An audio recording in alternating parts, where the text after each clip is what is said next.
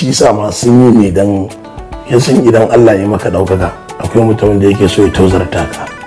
To lokacin da suka yi ina kan mota a zaune suka keto da yawa suna zuwa suka kalle ni to kai mu ma ga mu nuna mana daban mana ana ban kalle su ban saurare su ba ban musu komai ba ban ce musu ufan ba.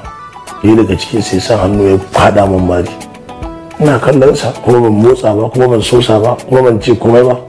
Wasu gama magana suka tafi kuma ban ce musu ufan ba. Kawai na san abin da ya suka yi min haka kuma Allah ba zai bari ba.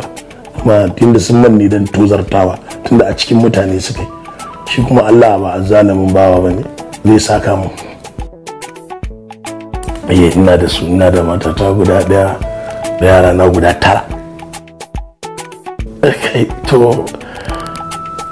To ina da yawancin yara na mata ne. Hello dan basi. Hello ga. Ɗan tsaki na guda 6 sun fito suna yawo a ƙofar famfo. Yanzu aka ce min wata guguwa ƙatuwa ta zo ta yi yawo da su.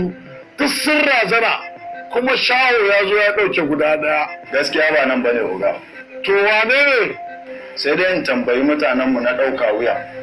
To ka tambaya min. To oga. To koma waye a gaya masa kayana ne.